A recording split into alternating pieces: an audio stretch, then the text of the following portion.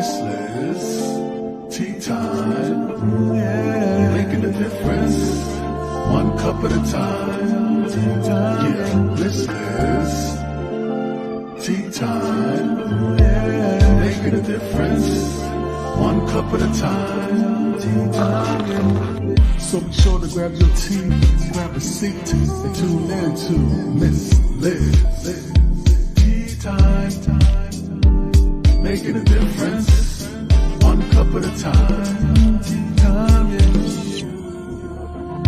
Tea time, time, time.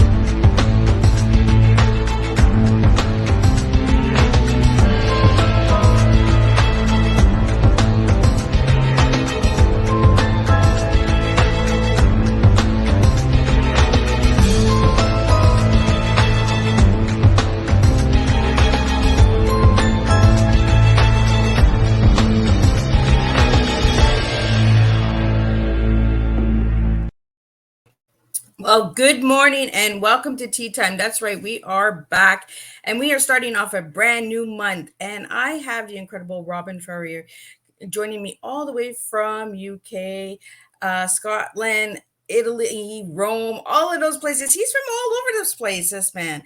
So he's going to be sharing his TEA with you this morning. And we're going to talk about hypnosis. We're going to talk about depression, divorce, all that good stuff. And we're going to serve you a good, strong cup of tea. So before we get started, I want everybody to grab your tea, coffee, juice, grab your breakfast because breakfast is really, truly important. And without breakfast, we can't start the day off right. So let's get started here for the month of August in 2023. So the disclaimer for Miss Liz's Tea Time live shows. Miss Liz myself is going live using StreamYard. Before leaving a comment, please grant StreamYard permission to see your name at StreamYard.com. Please be advised that the content brought forward for any Tea Time show hosted by myself, Miss Liz, is always brought forward in good faith. However, it may bring forth dialogues and opinions that are not representative of my platform. The facts and information are perceived to be accurate at the giving time of airing. All Tea Time guests and audience participants are responsible for using their good judgment in taking any action that may relate to the discussion. The content brought forward may include discussions for some where they may be emotionally at risk. It is significant to know that this show is engaging in discussion forums only to offer and inspire awareness and connection and is not providing therapeutical advice. If you have any questions about the disclaimer or the panelist discussion, you may freely contact me, Miss Liz, through my email at bookingmissliz@gmail.com. Moving forward, should you choose to voluntarily participate in today's show in any aspect, I myself, Miss Liz, welcomes you. And should you find that this show is not made for you at this time, I respect your wishes and will see you at a later show at a later date and time. And again, all Tea Time shows are hosted on Thursday, 10 a.m., 3 p.m., and 7 p.m. Eastern Standard Time this year in 2023. Unless it's a rescheduled tea time, then it's going to be on a Monday or a Tuesday because life does happen, right? So now a little bit about Robin. Well, who is Robin? Well, Robin is a pilot, a coach, a hypnotist, a hypnotherapist, and also an author, which I found last night when I did a little bit more homework on Robin. So let's get Robin in here and let's get him to spill a little bit of tea with us while I sip on my tea. So welcome, Robin. Hello, Liz, and thank you so much for taking the time to speak to me today. Very honored indeed. It is truly an honor to have you here. It's been really a crazy morning for me over here, getting all this technology in order, my tongue in order, and this tea in order. So, Robin, I want to start off with who are you as a little guy, a little young lad, to who you are now? Oh, right. Well, that's a fair bit of ground to cover. But as a little lad, I was I was the son of a Church of Scotland minister and his wife, my mum Gillian. And we had a very quiet life in a little sort of regional town in the northeast, well, sorry, southeast of Scotland. And it was, on the face of it, idyllic. However, my issue, if I had one at the age of about 5 years old, was that I had to go to school, just like everybody else does. But my father was the chaplain of the school. And at that time, there was a lot of frustration going on in young kids.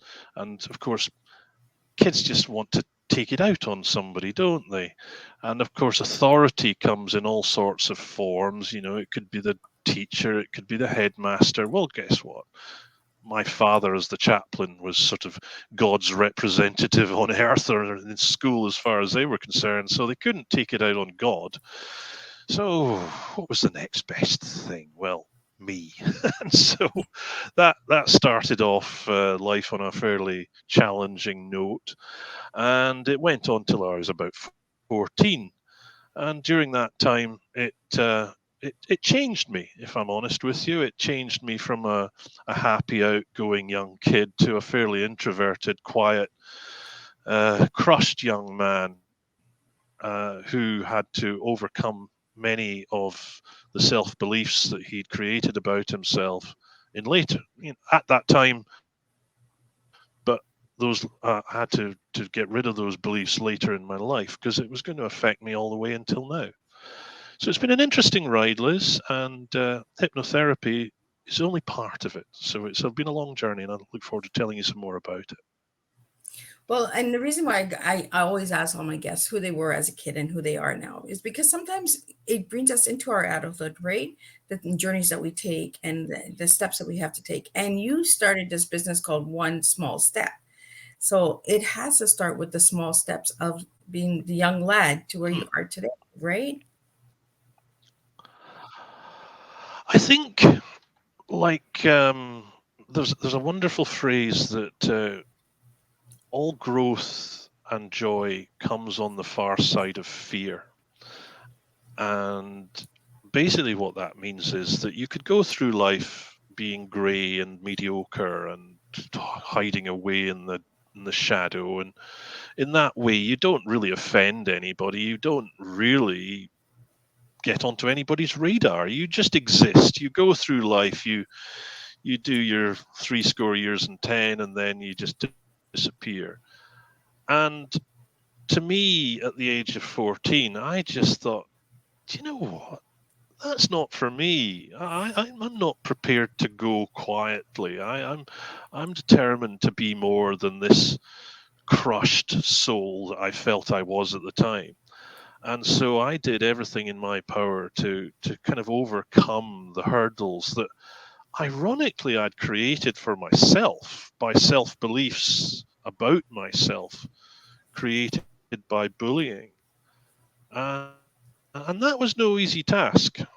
But I did all manner of things that pushed my comfort zone way, way out. And you'll never guess, Liz, I'm still doing it because it doesn't stop. You Right? keep on keeping on. So how did you get the name One Small Step?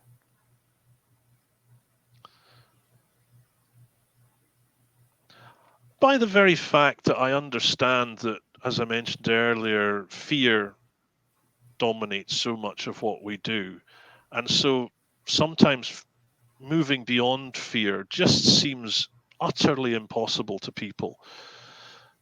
But it only takes one small step, the decision to make change. And I think that is the most important thing of all, is just the decision that you've had enough. You want to change. Something new has to happen. I can't put up with this crap any longer. I need to do something different and make something new happen. And that's it. You don't need to do it in big jumps. You don't need to take massive leaps. The superhuman cloak doesn't need to come out of the cupboard.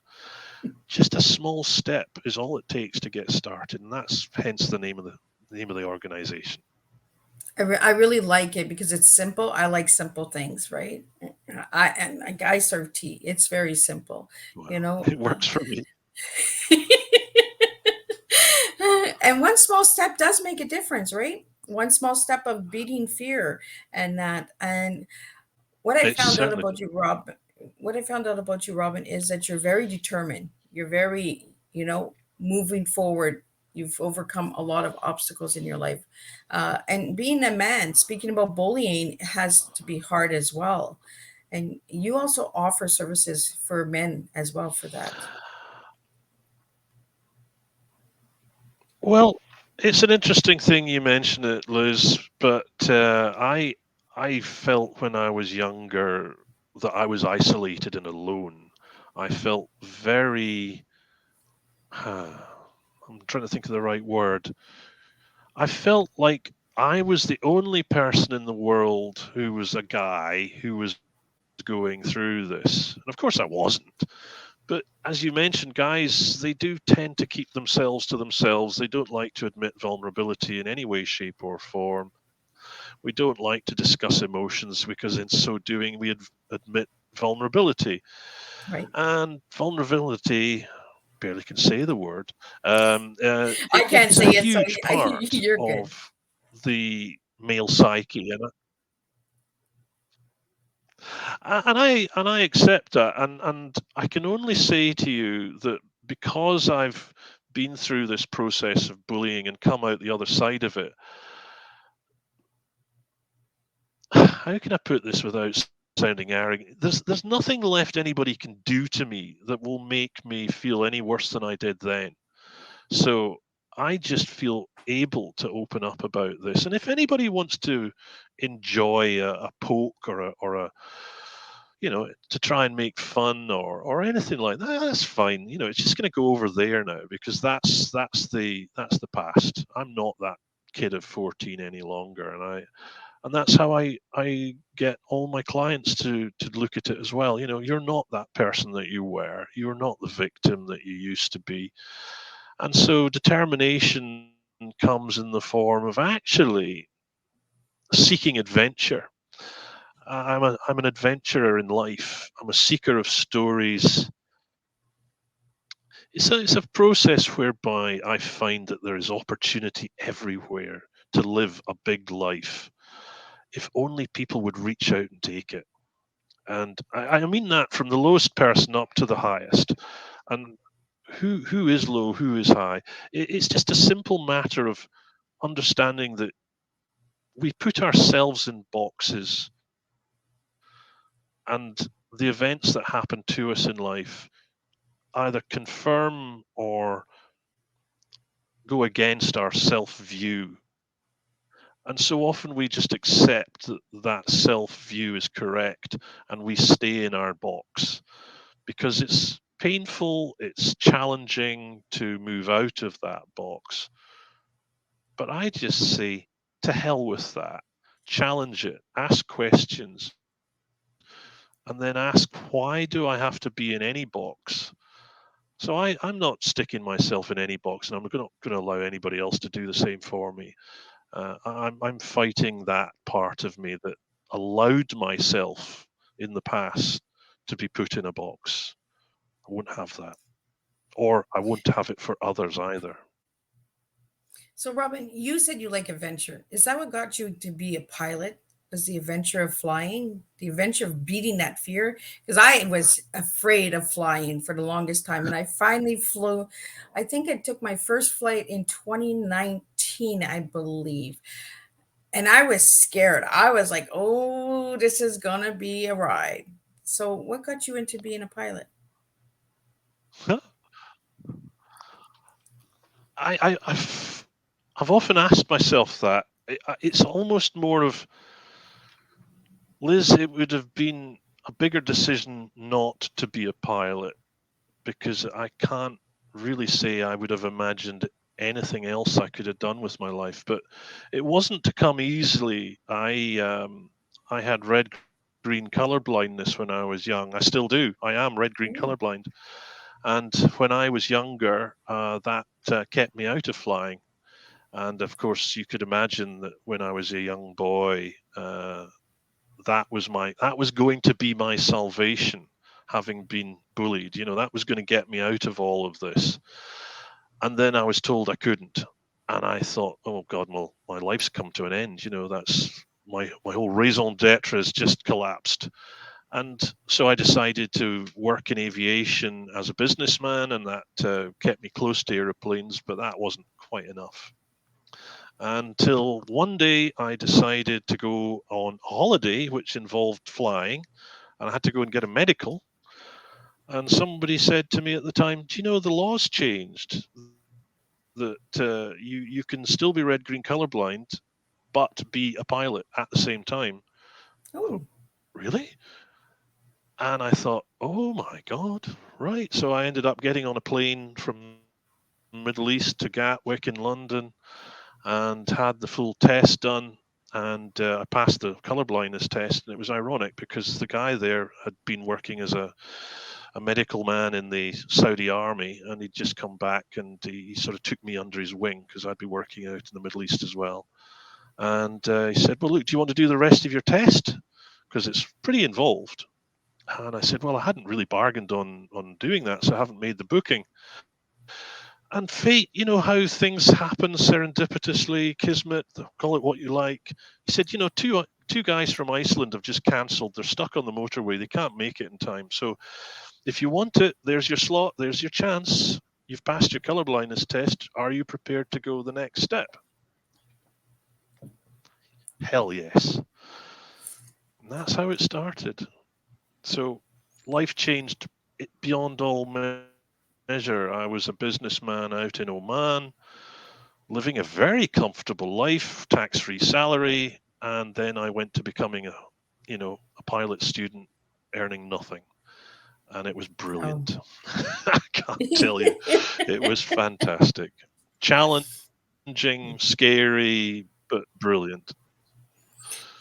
Well, and you have a program called I believe it's called Flying. Where is it? Fear of Flying. So I find that it aligns with all of you, what you've done in your lifetime, right? Is you became a pilot, the flying, the fear, everything just aligns together with your story and who you are as an individual, Robin. So where did you get the fear of flying or beating the fear of flying? Well, the I'm not quite catching everything you're saying at the moment. I'm sorry, the line's a little bit bad. Of course, you're in Canada, I'm in England. So, if I understand you correctly, you're asking me where does the fear come in? Yeah. And fear for me has been an intrinsic part of my life, as you can understand, from a very young age, because I became super hyper vigilant. I became terrified of my own shadow. When I was younger, I used to rush my words out because I was so utterly stressed about everything, and I didn't want to be seen or heard. So I would just stumble words out. People would go, "What? What did you say?" And then that would be enough to completely freak me. And I see other kids now who are super stressed doing the same thing, and I think, "Ah, you poor kid, I know how you feel." And so, as I say to you, growth and happiness is always on the far side of fear. You gotta push through it. There's no alternative. And so what I did was I recognized this quite early on by reading the book by Susan Jeffers called Feel the Fear and Do It Anyway. And cut a long story short, that saved me from a lot more stress and anxiety than probably I would have endured had I just tried to struggle on my own. And I owe that little book a lot. So as a result, I became a trainer for that organization, Feel the Fear and Do It Anyway. And now I provide people with an insight into the role of fear in our everyday lives and how to surpass it, how to get past it. Because everything we do, I think, has a large part of fear in it. And I think a lot of people misunderstand what I mean by that because they think it's all to do with sort of Halloween and people getting frights and shock. It's not so much that. It's about the concept of not wanting to do something because there is a consequence. And there are all manner of fears that people have, and they don't necessarily know that they've got them, because a lot of them are held in our subconscious. And of course, that's where the hypnotherapy comes in, because the subconscious is the part of our psyche which basically drives pretty much everything we do. But we don't know that it's doing it because it is subconscious. We don't know what's happening. We can't see it, we can't feel it, but we know something's going on because we react, we respond, we behave in a certain way. So, what is it about our subconscious that puts us in that fear state? The subconscious itself is not necessarily predisposed to being in a fear state, although we have a natural system which we call the amygdala, and it's there from prehistoric times to essentially keep us away from things that will kill us or poison us or generally make our day seem less than optimal. It's to create an awareness of what's going on around us and to evaluate risk. And it's on 24 hours a day, operated through our subconscious system, and it's kept us alive up until now. But the problem is, it is 24 hours a day, it doesn't switch off. And when we were cavemen and we were hunting, we would be aware of what was happening in trees and bushes beside us. We would maybe hear rustling and we would go, aha, saber-toothed tiger, better go and watch this. And so it would create three options for us. It would create a fight or a flight or a freeze option. And the fight, you will understand, was just literally saving your life by strangling the saber-toothed tiger or sticking a knife into it. The flight was to run away and hide in a cave. But the other one, the freeze option, was one that people haven't really talked about quite so much, and it leads to all sorts of interesting consequences in our daily life, not least of which is procrastination. So freeze was the reaction we would have to that saber-toothed tiger, which said, "Oh, I'm dead. Don't kill me now because I'm dead already and I'm probably decaying, so you don't want to eat me." So that was the idea. And you would find also that it was there to stop you making noises. Maybe the saber-toothed tiger would just walk past you, not see that you were there. But now, because we are basically cavemen, walking around in jeans and t-shirts and suits, we haven't quite developed emotionally as much as our culture has. Oh, And that's what seems to be causing so much of our stress and anxiety just at this time, because we still have this amygdala doing its thing, saving us from saber-toothed tigers. But now, instead of a rustling bush with a tiger behind it, we see threat in virtually everything. So that isn't too surprising, therefore, that we should feel anxious, that we should feel afraid, but not necessarily with any real conscious concept of what it is we're afraid of. We just know that we're constantly stressed, we're under tension, we feel nervous, anxious, or there are certain things which of themselves are not particularly frightening. But if you combine them with a series of other events, circumstances, they become a monster because of our amygdala. And that's a lot of what I do with talking about fear. It's that whole, is it real?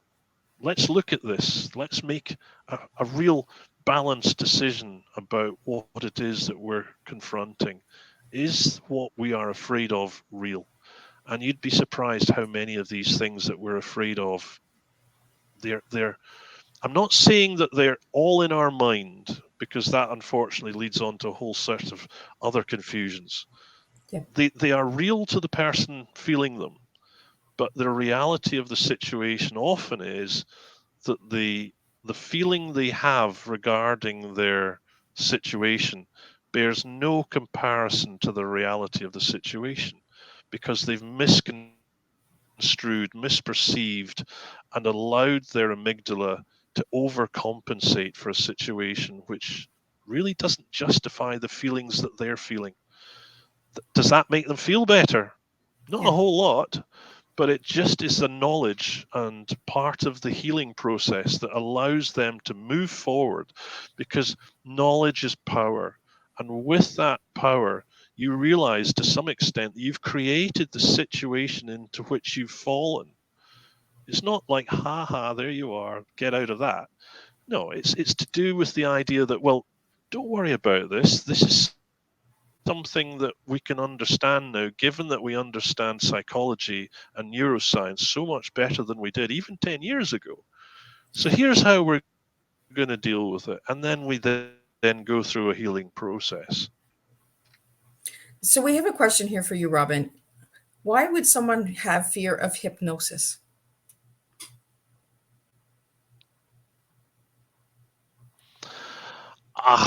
As many reasons as there are people, I would suspect, but the fact of the matter is that a lot of people don't truly understand what both hypnosis and hypnotherapy actually is. I think a lot of people are mindful of old 1950s films where there used to be somebody wearing a fez or who looked like somebody who came out of a very dark, hidden alley, covered in scars. And they would maybe wind a watch in front of you and you would And suddenly go that's what I got brrr, for hypnosis. and Was that watch, right? Was what, like in the video you see Robin is the well, watch. the whole thing about the watch is it was there to create something to focus upon, and that's what we do in hypnotherapy, in hypnosis. It's not a sort of zoning out. In fact, it's absolutely the opposite. It's an extreme focus, hypervigilance, hypersensitivity to what's going on, but inside your own mind. And it's not a process of losing control, it's actually taking control.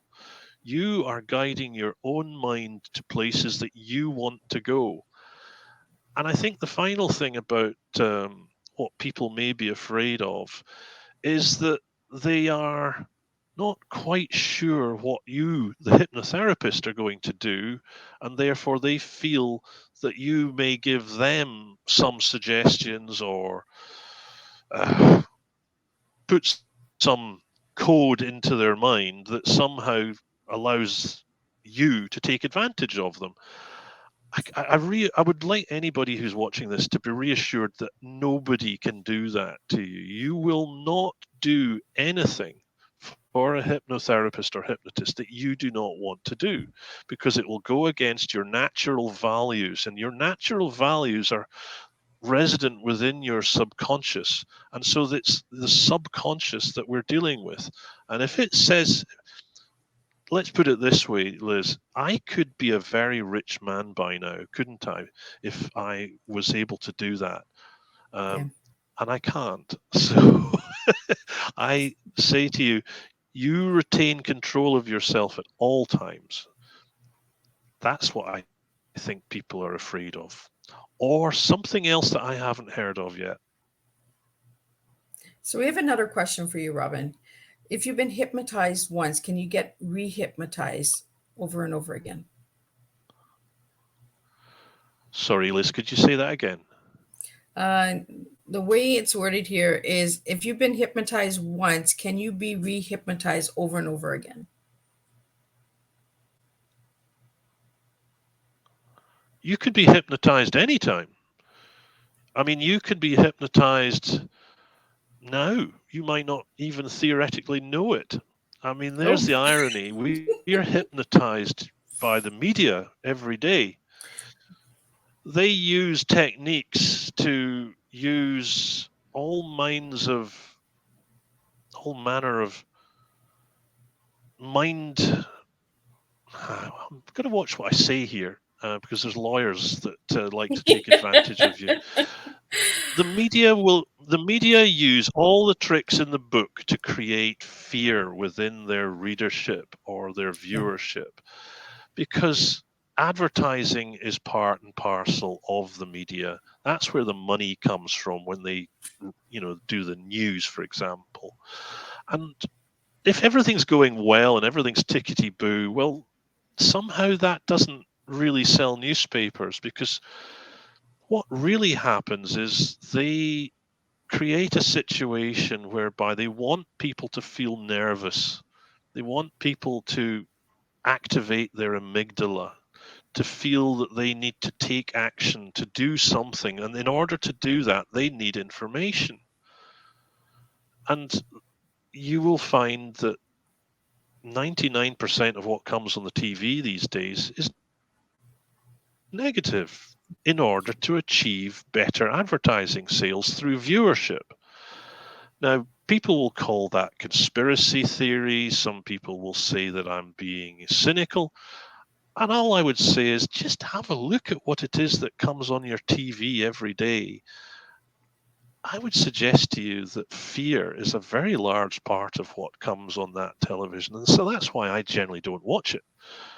I sometimes end up in a situation that gets a little bit awkward because something happens on TV and I'm the last person to hear about it. But frankly, that's a rarity. And I just find that I live a better life not being played with by people using underhand methods. And hypnotherapy goes way back in terms of how things could be done to play with people. Now, remember first of all what I said, that people will not do anything that goes against their values. But people who work in TV and radio and the newspapers are not daft. So they will instill doubt. They use doubt and uncertainty. And that doesn't go against your values. That's probably one of your strong values. It's one of those self-protective things. And this is why when I talk about fear, I have to ask people to really evaluate, is the fear real? Because there are so many fears that people have that are based on things that they haven't actually evaluated themselves. They've just heard it from somebody else and they've accepted it.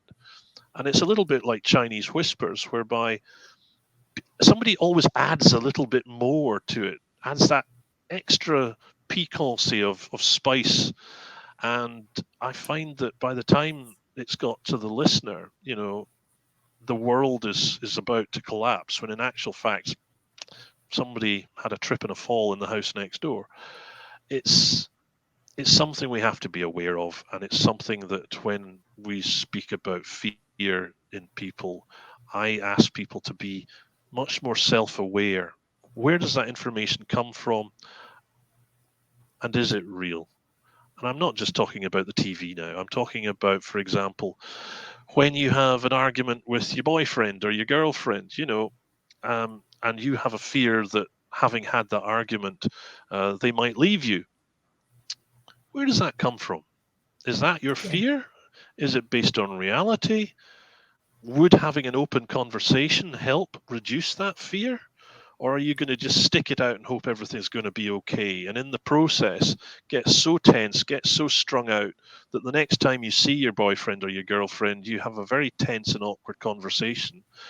And you actually create the situation that you were afraid to encounter, because you are awkward, you are stiff, you're difficult, worried that they have got a bad opinion of you.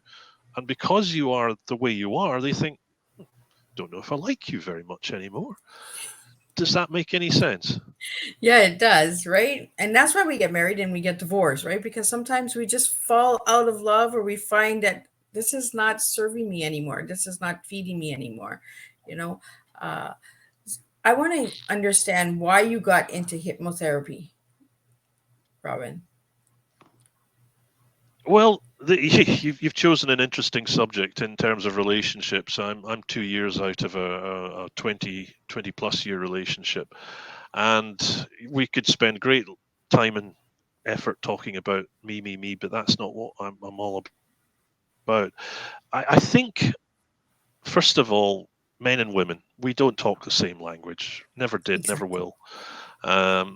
We come from language with two different priorities, and that's okay. until it comes to long-term relationships. Uh, the old book, Men Are From Mars, Women Are From Venus. It is an absolute prerequisite for anybody going into a long-term relationship, just to understand where people are coming from when they open their mouths and the way they behave. But there's another one that I really like that you might or might not have heard of, called The Way of the Superior Man. And whilst it's talking about men, I would suggest it's also very useful for women, because after having my 20-odd-year-old relationship, fall through my hands, um, I began to realize just what was going on that I had no idea was happening. Because most guys will go through a relationship fat, dumb, and happy, or maybe not happy, but just fat and dumb quite a lot of the time. And I'm speaking about myself primarily, but I see it in others. And we just do not know there's a problem. Okay, yes, the lady said this, the lady said that. Maybe she did this, maybe she did that. But we interpret it as just being annoying or frustrating or being a woman. And that's all well and good until the day when she says, I want a divorce. And then you realize, oh, hell, this was for real. And I think it's a great pity. I mean, I'm not really talking about myself anymore, but I see so many relationships founder. And it's just because we are not really understanding what's going on in our relationships. And we blame each other for that fact. And so I think you'll find that women primarily decide that they've had enough. I think about 80% of the relationships in the UK at least are ended by the woman, because Oh, they, for their own reasons, feel that there is an alternative. And that's an interesting stat. I think you'll find it's the same in the USA. And I think that at the moment, we're just needing to understand each other better. wow. That's really interesting facts. I'm a woman, so I'm really interested with with that status uh, because it, if you look back at relationships, it usually is the woman that says, you know what, I'm done, and moves forward.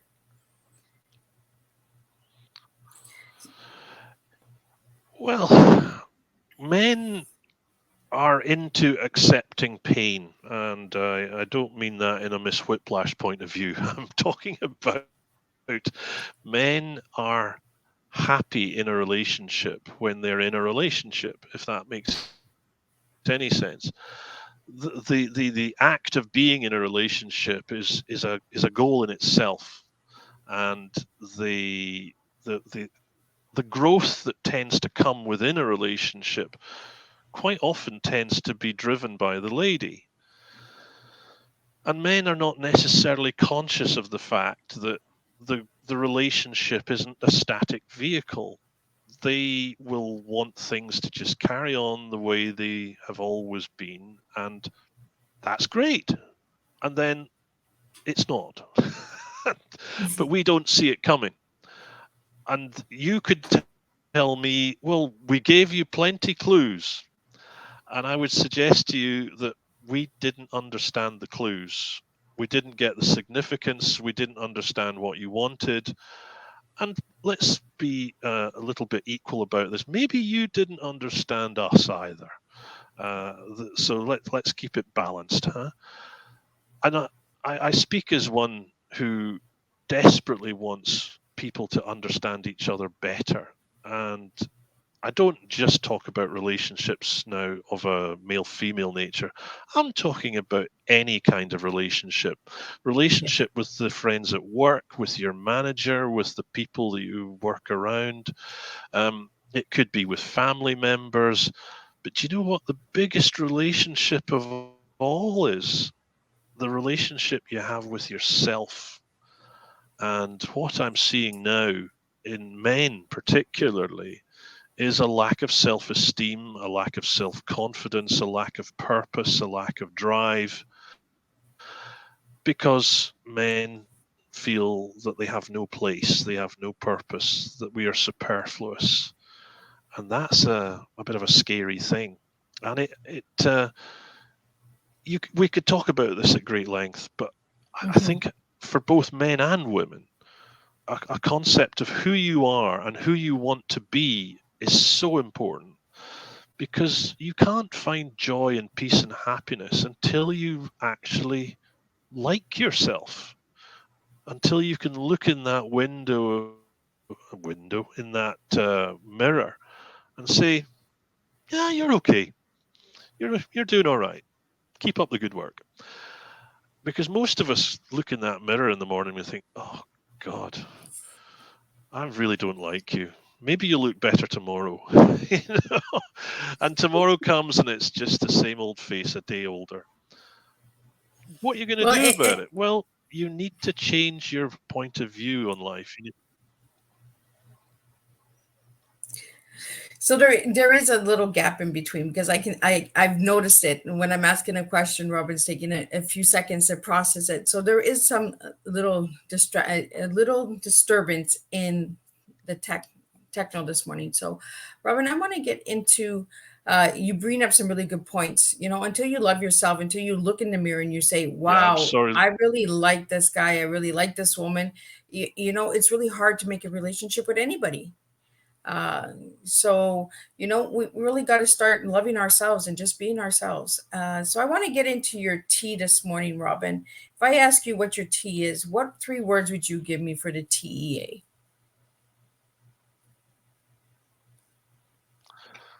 Well, the first one I think is fairly predictable: transformation. And I think the whole concept of hypnotherapy is about transformation of an idea or a belief, because 99% of what we do in life is created, as I said to you earlier, within the subconscious, where our beliefs about ourselves and the world come from. And the irony is, a lot of these beliefs are set up in a very early age. And by the age of 7, they're pretty much set in concrete.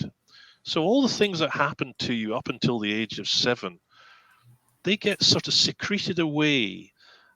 And then when we grow up, we still retain those old feelings, those old beliefs, and we need to sometimes transform them from the beliefs of a 7-year-old to the beliefs of somebody who matches our present bodily age.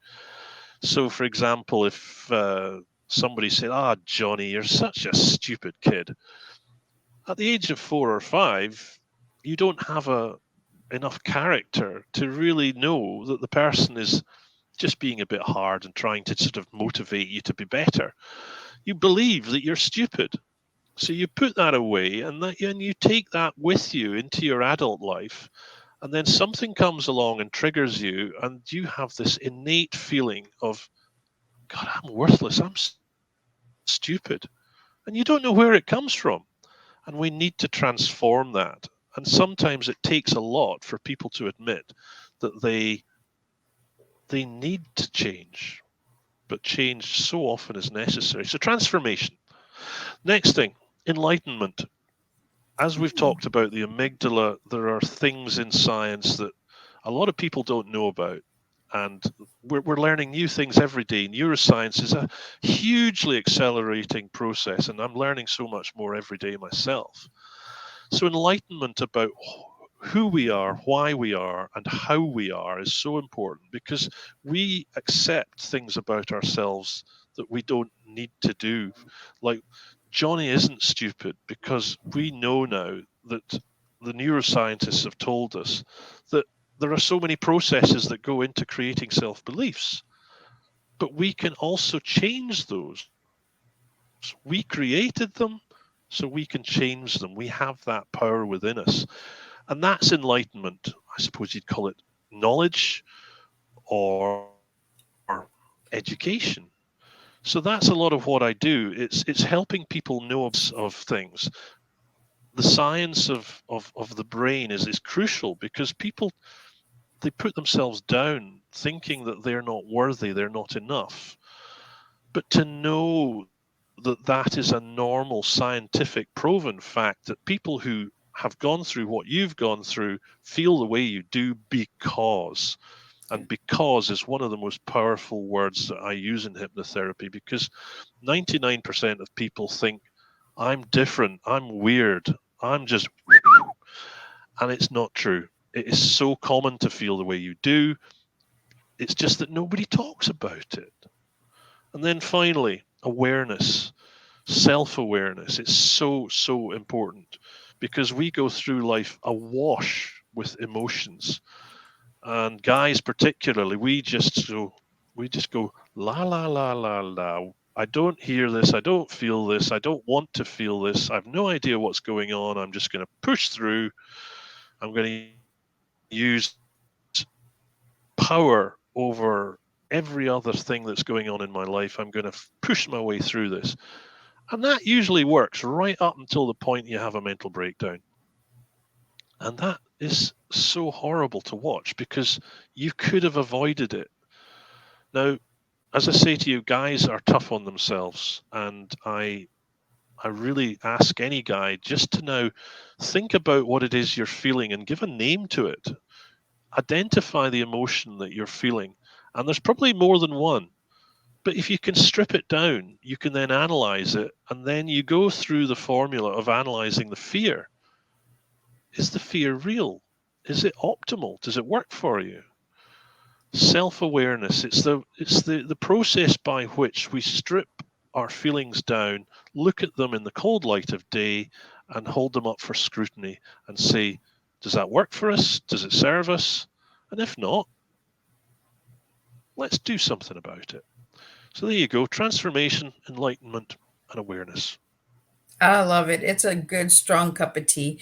And that's how we do it here on Tea Time with Miss Liz, is we serve different types of tea, right? And we use the words to give our stories a little bit of a strength and flavor, and uh, Robin, your tea actually aligns with what you're doing with your life, where you've come from, you know.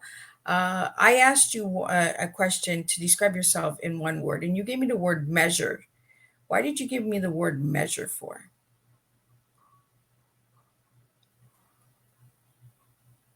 Blah, blah, blah, blah. You've completely floored me. Measured. Yeah, you gave me the word measure when I asked you to give me a word to describe yourself. So I'm not sure where measure comes in.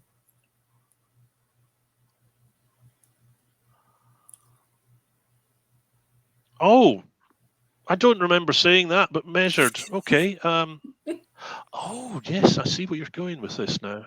Sorry. This is a person who's That's now been okay. It just completely went flummoxed and boom is over having the to head. think on his feet. Measured. Yeah. Yeah. No, no, I know where you're coming from now. Measured. Yes.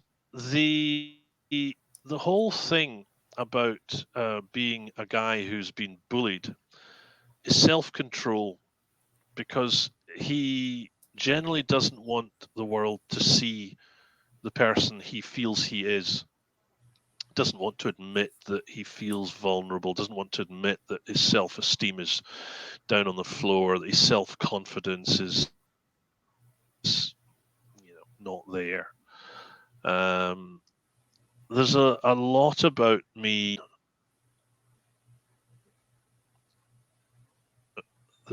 Sorry, this is a bad line, that he does not want the world to see. And so it's all about mental self-control. And I would suggest to pretty much anybody watching this that a knowledge of your own mind is so, so powerful, because you can see things coming. I mean, we talk, for example, in hypnotherapy about triggers. Triggers are things that are essentially deep-rooted memories and feelings and emotions that are dormant within the subconscious right up until something comes along to just stir them up again and bring back those feelings that you thought were long gone. And so let's talk about trauma then. In childhood, you might have had a very abusive mother or father. And that would have been traumatic. You would have had all manner of negative feelings, and those would be stored away in that dark cupboard with cobwebs and dust on it in the subconscious. And you may well have done lots of therapy and all sorts of good things and kissed that goodbye right up until the point where you end up in an argument with your husband, your boyfriend, girlfriend, and she throws something at you, or maybe it's a friend or even a work colleague, and that feeling that you had when you were so much younger just comes back, bites you in the arse, and you do something or you say something which is totally disproportionate to the situation. You're not feeling something that relates to what that person said to you. You are responding to the feeling that then created, which was that old memory from way, way back. That's a trigger. And you respond to those triggers so often disproportionately. So, measured. It's through being self aware, self knowledge, and enlightened about the science of neuroscience and psychology generally that allows me to at least make an effort to control those things I know are my weaknesses, my triggers, the you know, things that we say we've fixed that we haven't fixed because they're still there. We just have a bigger noose around their neck once we've had therapy. So I want to get into we're almost at the hour here, Robin. So what programs and services do you offer for hypnotherapy?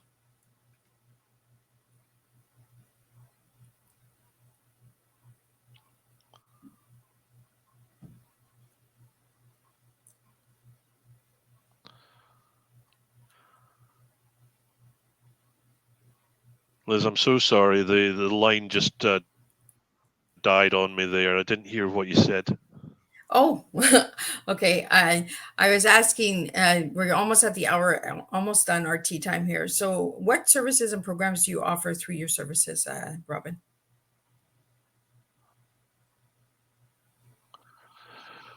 Thank you very much, Liz. Well, the services I operate, you'll not be too surprised to hear, is firstly hypnotherapy. And that is for anything the mind can conceive can also be changed and improved. And that, therefore, really opens up a massive scope for work that anybody can go through. There are the traditional things that you'll all have heard about, stopping smoking, weight reduction, all those good things, but that is just the very top of the iceberg. I'm seeing people coming to me for all kinds of addictions, all manner of mental health problems, but there's things like phobias, people who are afraid of things that don't necessarily, to you and me, justify fear. There are all sorts of enhancements that we can create within people. People who are sportsmen can be better golfers, better baseball players. Oh, it's anything to do with the mind can be enhanced. Um, I don't know if you remember that film Limitless, where there was a chappie who would take a pill and it gave him access to so much more of his brain, and it just made him limitless. And he ended up, well, he basically got into a bit of a mess because he abused drugs. But the fact is, we can enhance ourselves using hypnotherapy, but we can also take the brakes off our life. And that's where I come in because I've put brakes on my life. I've held myself back. I've been the grey man. I've stood in the shadow for too long. And there's so many people out there who are just waiting to die. They just want it all to be over and just get on with it. Stop messing about. I hate this existence. And I just say to you, I want you to know that there is another way. I'm here and I'm ready to help. And it just takes the courage to extend the hand and say, please help, I'm ready. So, Robin, do you offer services in person and virtual?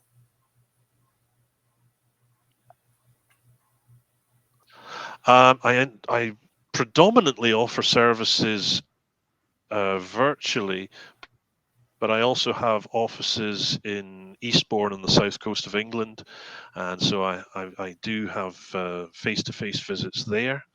Uh, One thing I did forget to mention is I also offer coaching for those who are still a little bit uncertain about the concept of hypnosis. And then finally, I offer for men particularly, but also for women, a course for bullying survivors, because that, as you may have gathered, is something I feel very strongly about. It's a it's a 3 month course. It's all done online. So if you feel awkward about dealing with somebody face to face, either physically or virtually, you can do this in your own time at your own speed, and it's a very profound process of healing through self knowledge. I find that very powerful, and I recommend that.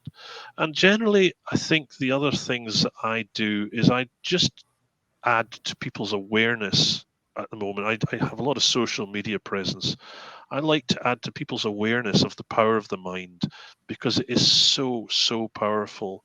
And people go through life unaware of its effects, just assume that life is shit and then you're dead, when in fact there is such a massive spectrum of things that are going on.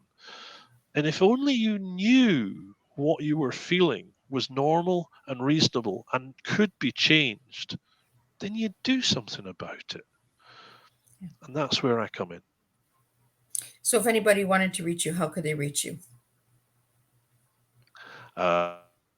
My website is www.robinferrier.co.uk, and you'll find all the contact forms and details on there. One Small Step Hypnotherapy is the name of my organization, and I'm on Instagram, YouTube, LinkedIn, and whatever else there is out there. I'm sure there's many more. And I have quite a lot to say, as you'll have gathered. I don't keep my mouth shut. Well, it was a real pleasure having you here today on Tea Time, Robin. You know, so any final words you have for the listening audience out there? Um, Quite simply, there is always hope. And anybody who's going through a hard time, anybody who struggles, I want you to know you're not a victim, because victims are not people who have power. We all have power. We just have forgotten where we put it. And therapy, be it hypnotherapy or any other kind of therapy, will help to release that power that you'd forgotten you had. So, whatever you do, take action. Don't sit there and expect a white knight to come. You are your own white knight. Well, thank you so much. It was a real pleasure having you here today, this morning on Tea Time. And for anybody who would like to know more about Robin, check out Miss Liz's Facebook page. Check out Miss Liz's website at www.misslizsteatimes.com, and go to the YouTube channel, give it a subscribe, and watch this Tea Time over and over again. Again, pick out some pointers and tips and tools, anything that will help you. And if you know that this Tea Time will help somebody out there, share this Tea Time, because sharing is caring, and we do make a difference when we share the resources that are out there. Again, thank you again, Robin, for joining me on Tea Time. I will see everybody back here this afternoon at 3 p.m. Thank you, Eastern Liz. Standard Time. It was a real pleasure, Robin. And I'll be back also at 7 p.m. So today we're going to be talking about the mind a lot. This afternoon we'll be talking about healthy retirement, the mindset of retiring healthy. And then we'll be jumping into fantasy with a returning guest from season 3. Zachary Hagman is back, and he'll be giving us an update on his latest book and all that good stuff. So until then, I will see everybody at 3 p.m. Eastern Standard Time and 7 p.m. Eastern Standard Time. And we are just getting August started. So there are 12 more after today. So check out those tea times and register on the website. Give them a quick RSVP, and I will see everybody at 3 p.m. Eastern Standard Time again. And again, I want to thank all the supporters, all of the people who have joined in and listened this morning. And if you're watching Tea Time and it's a replay. Push hashtag replay. Let me know where you're tuning in from, because I always love to know where you guys are coming in from. And if you'd like to see a topic that I haven't touched on yet, please let Miss Liz know, and I will get that out there. Until then, I will wish you all a good day, and I will see you this afternoon for the second tea time of August 3rd, 2023.